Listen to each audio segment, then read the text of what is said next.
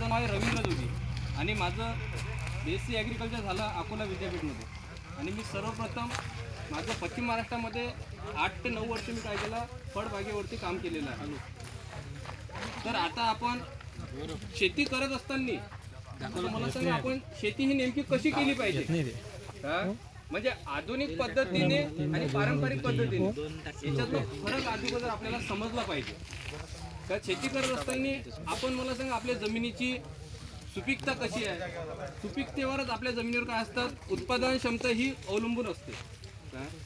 मग मला सांगा, आपण जे काय करतो शेती करत असताना, आता मला सांगा किती शेतकऱ्यांनी आता आपण माती परीक्षण केलेलं आहे, आता इथे जे बसलेले आहेत. मग मला सांगा, आपण माती परीक्षण केलं नाही तर आपल्या जमिनीमध्ये कोणत्या घटकांची काय कमी आहेत हे आपल्याला कसं माहीत होईल, आपलं उत्पादन कसं वाढेल. नेमकं उत्पादन वाढवण्यासाठी आपल्याला अगोदर आपल्या जमिनीची सुपीकता माती परीक्षण करणं खूप गरजेचं आहे. आणि त्याच्यानंतर पाण्याचा pH, पाणी कशा प्रकारचं आहे याची पण आपल्याला कशी आहे माहिती असणं गरजेचं आहे.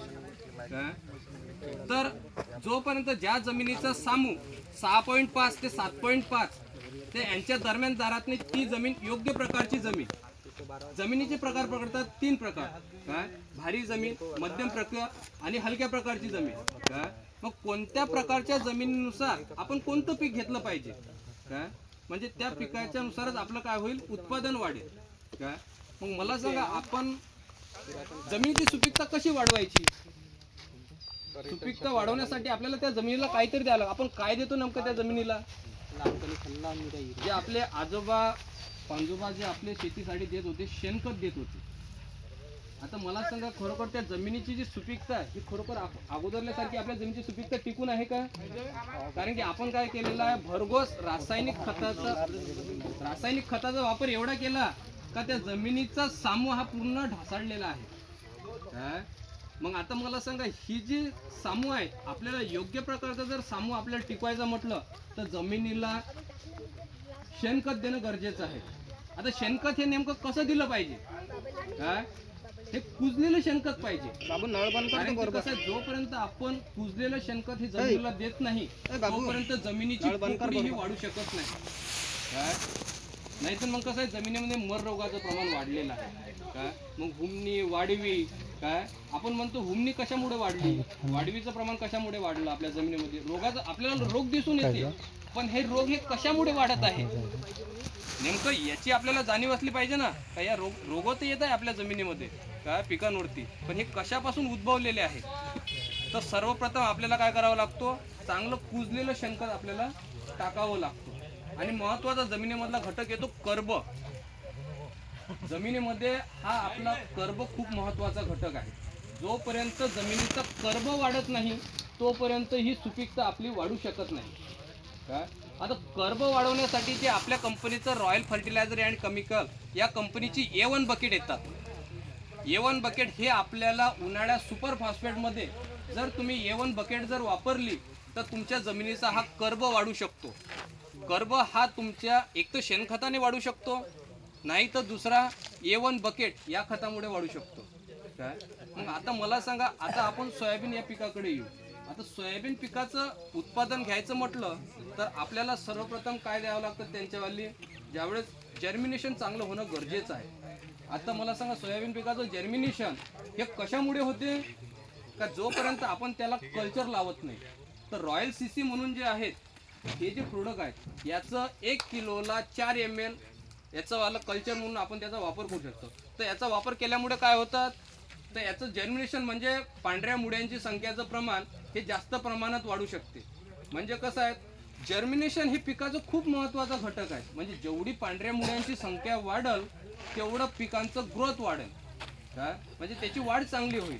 मग तेच आपल्या 15 दिवसानंतर जोपर्यंत सोयाबीन पिकाला फुटव्यांची संख्या वाढत नाही तोपर्यंत फुलांची संख्या वाढेल का, आणि फुलांची संख्या जर वाढली नाही तर आपली दाण्यांची संख्या पण वाढत नाही. मग या दोन्ही गोष्टीसाठी सुरुवातीला आपल्याला ब्रँचेस करणं खूप गरजेचे आहेत. ब्रँचेस हे रॉयल CC या प्रमाणात होतात. म्हणजे 1 लिटरला 3 ml न याच्यावाला फांद्या फोडण्यासाठी सोयाबीन या पिकांवरती वापर करायचा. तेच दुसरा त्याच्यानंतर 15 दिवसाने रॉयल CC 15 दिवसांनी जर तुम्ही घेतलं तर त्याच्यावाली भरपूर फांद्यांची संख्या वाढून जाते. म्हणजे रिकमेंड स्प्रे करायचो. आणि नंतर येतात फुलांची अवस्था. तर फुलांच्या अवस्थेमध्ये सुपर सेटर, जर आता सुपर सेटरचं कार्य काय आहे, तर सर्वप्रथम याच्यावाला कन्वर्ट करतात. म्हणजे काय होतात, फुलांचे जे स्टोरेज आहेत गर्भधारणा, ते गर्भधारणेचं प्रमाण पहिल्या स्प्रेमध्ये याचं काय करतात, प्रमाण वाढवते गर्भधारणेचं. म्हणजे अन्न घटकांची संख्या ही त्या डोळ्यांमध्ये ही जास्त प्रमाणात वाढवतात. तर पहिला स्प्रे झाल्यानंतर दुसरा स्प्रे अजून 15 दिवसांनी घ्यायचा. म्हणजे गर्भधारण झालेल्या ठिकाणी त्याची काय होतात, फुलांचं रूपांतर होऊन जाते. फुलांचं रूपांतर फास्ट कशामध्ये होतात, कन्वर्ट होऊन जातात सुपर सेटरमुळे. म्हणजे असे 15-15 दिवसाच्या अंतराने सोयाबीन या पिकांवरती काय करायचे, स्प्रे घ्यायचे. आणि नंतर आता आपण येऊ कॉटन या पिकांवरती. आता प्रत्येक पिकांची अवस्था ही वेगवेगळी असते. आता सुरुवातीला आपण आता तसंच कॉटन या पिकांवरती सुपर सेटर हे सुरुवातीला 45 दिवसानंतर अर्ध्या ml ने स्प्रे घ्यायचा. किती, फक्त अर्ध्या ml पर लिटरला. मग तिथून आपल्याला नंतर 15 दिवसाने 1 ml ने स्प्रे घ्यायचा कॉटनवरती. आणि 1 ml तिथून झाला का आपण 1.5 महिन्यानंतर परत आपला 1.5 ml ने पण आपण स्प्रे घेता येतात आपल्याला. मग काय होतात, प्रत्येक पिकाच्या अवस्थेनुसार सुरुवातीला काय होतात, यांच्यावाली प्रायोरिटी ही कॉटन जो आहे ना, ही बैठकमध्ये असायला पाहिजे. कसं आहे, एकदम कॉटन ही आपल्या हाय लेवलला वाढायला नाही पाहिजे. जेवढ्या कॉटनला फांद्यांची संख्या वाढल तेवढं आपल्यावाल्या बोंडांची संख्या होतात. पण याने काय होतात, कॉटनमध्ये तुमचं सर्वात सुरुवातीला अर्ध्या ml स्प्रे घेतल्यामुळे काय होतात, ब्रँचेस तयार होतात. ब्रँचेस तयार झाल्यानंतर पात्यांची संख्या ज्यावेळेस 45 दिवसानंतर फुलांची संख्या वाढायला तयार होते.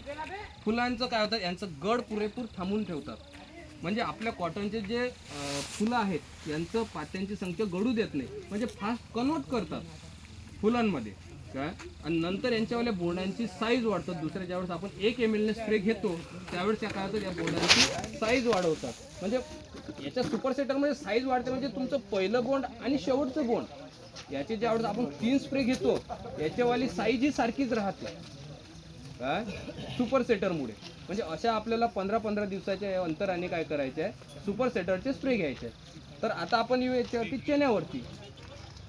चणा तसंच सोयाबीनचं जसं पीक आहे तसंच चण्यांचं पण पीक आहे. आता चण्यांची जे रोगप्रतिकार शक्ती वाढवायची म्हटलं तर आपल्याला सुरुवातीला काय करावं लागतं, त्याच्यावाली जर्मिनेशन करणं गरजेचं आहे. म्हणजे पेरणीच्या अगोदर काय करायचं, त्याला कल्चर म्हणून त्याच्यावाली लागवड करायची 3 ते 4 तासाच्या अगोदर. मग लागवड केल्यानंतर त्याच्यावाली परत आपल्याला 20 दिवसाच्या अंतराने रॉयल सीसी याच्यावालं 3 ml प्रति प्रमाण, 1 लिटरला 3 ml या प्रमाणामध्ये याची फवारणी करायची. म्हणजे याच्यावालं ब्रँचेसचं प्रमाण खूप वाढल्या जाते. आणि त्याच्यानंतर असे